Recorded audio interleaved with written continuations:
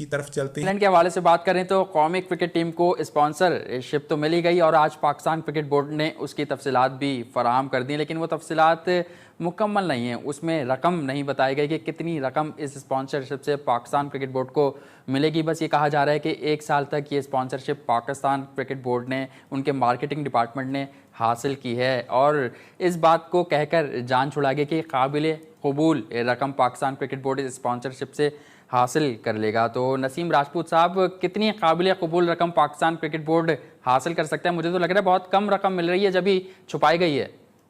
काबिल कबूल होती मोहसिन तो फिर ये मंजरे आम पे ले आते। आपको पता है कितने पैसे मिले? उसके आपको 20% भी नहीं मिले। अगर साल के हवाले से भी देख लेते हैं आप तो 20% भी रकम नहीं मिली है। इसीलिए पाकिस्तान क्रिकेट बोर्ड और उनका मार्केटिंग डिपार्टमेंट इस काबिल नहीं था कि वो इस रकम को सामने लेकर आता। पाकिस्तान में अगर क्रिकेट नहीं बिक पा रही है तो आप बेचोगे क्या भाई? आपको बताऊं, आपकी पॉलिसी ऐसी है कि आप हैरान हो जाए। पाकिस्तान क्रिकेट बोर्ड, देखिए आप इंडिया की एक एग्जांपल देता हूं मैं आपको, किस खूबसूरती के साथ उन्होंने जो है वो इंतजार करते रहे कि शशांक मनोहर चले जाएं। आप शशांक मनोहर के साथ हम खेलते रहे, पता है कि शशांक मनोहर नहीं रहेंगे, वीजों का क्या होगा अगले साल, ये बात पूछते हुए दिखाई दे रहे हैं हम शशांक मनोहर के कहने पे। कह दिया था इंडियन क्रिकेट बोर्ड ने। आप किसके कहने पे इतने सवालात कर रहे हैं जनाब?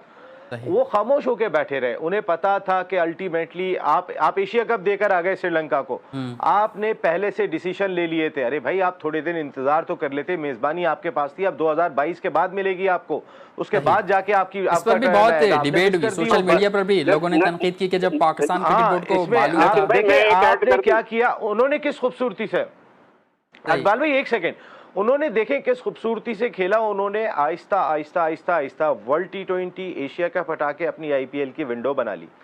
ये होती है सेंसिबल अप्रोच। इस बात में तो सौरभ गंगूली जब हम देखते हैं पड़ोसी मुल्क भारत की अगर बात करें, पाकिस्तान से कहीं आगे निकला है। अगर उनकी मार्केटिंग टीम देखें, उनकी क्रिकेट टीम देखें तो वो बहुत आगे हमसे भाई, उनकी टीम बहुत आगे, उनकी क्रिकेट टीम बहुत आगे जा चुकी, उनकी मार्केटिंग आगे जा चुकी, उनके पास सुलझे हुए लोग मौजूद हैं जो अच्छे फैसले करते हैं। वो अपनी लीग बचाने में कामयाब हो गए। अब रह जाएंगे दुबई, ठीक है, अगर मुंबई में, दिल्ली में सूरत हाल कोरोना वायरस की खतरनाक होगी, वो $475 मिलियन मिस नहीं करेंगे, वो जाके दुबई में करा।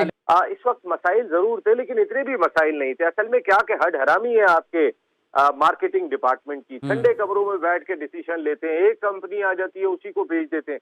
भाई अगर वो कंपनी आपको पैसे कम दे रही थी, अभी भी उसी कंपनी से ही आपने मुआहदा किया है, क्योंकि आपके अपने ताल्लुकात उस कंपनी के साथ ऐसे थे कि जिसका लोगो माजी में भी लगता रहा और आप एक मरतबा फिर लगा रहे हैं। बिल्कुल कि आपको उन्होंने सुनना भी गवारा नहीं किया। आपके मार्केटिंग डिपार्टमेंट चूंकि ठंडे कमरों में बैठा रहता था, लाखों रुपए ले रहा था, उसी कंपनी से डील करते थे। कंपनी जाके उस कंपनी से डील करती थी जिस मशरूब साहब इदारे से हमने सालों से लगाते हुए आ रहे हैं, जिसका हम अपने शर्ट के ऊपर लोगो, तो हम जो है वो उसी कंपनी से मुआहदा करते थे।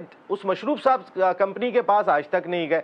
अगर हम अपने डायरेक्ट ताल्लुकात भी रखते कहीं ना कहीं, उसने भगा दिया आपको, उसने कहा कि जाएं उसी कंपनी से बात करें पे। उस कंपनी ने आपको जितने पैसे दिए। इकबाल भाई से भी इसका ये मौक़िफ़ जानना चाहूंगा। इकबाल भाई, एक तो स्पॉन्सरशिप के हवाले से आपसे जानना चाहूंगा, फिर दूसरी इंडिया की जो बात निकली, कहा जा रहा था कि सौरभ गंगूली के हवाले से कि ICC के चेयरमैनशिप पर आ सकते हैं, लेकिन उन्होंने खुद ही इनकार कर दिया। तो आप क्या समझते हैं, अगर वो ICC की चेयरमैनशिप पर आते तो उससे क्रिकेट को नुकसान होता, फायदा होता?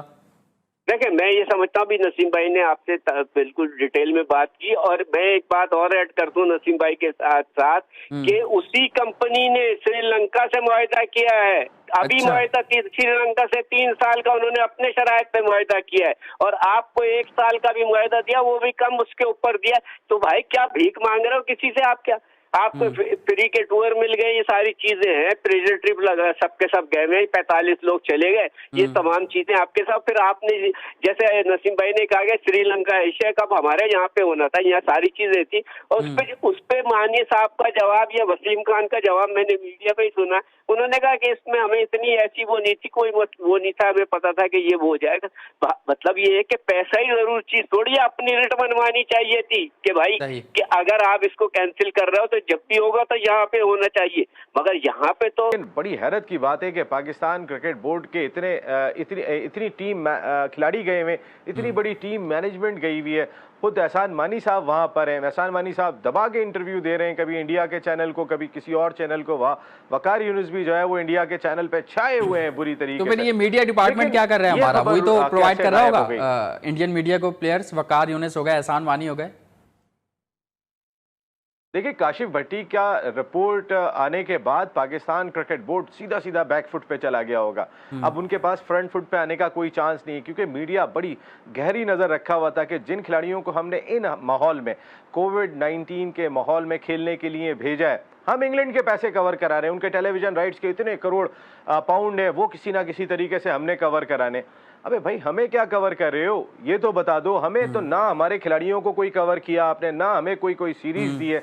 हमारे क्रिकेट बोर्ड के ऑफिशियल ने इस सिलसिले में कोई फैसला नहीं किया। काशिफ भट्टी के मामले में पाकिस्तान क्रिकेट बोर्ड मोहसिन लाजमी तौर पे बैकफुट पे चला गया होगा कि ये खबर अगर बाहर निकल गई, मेरे ख्याल है सबको कस्में देना शुरू कर दी होंगी, ये खबर बाहर नहीं जानी चाहिए।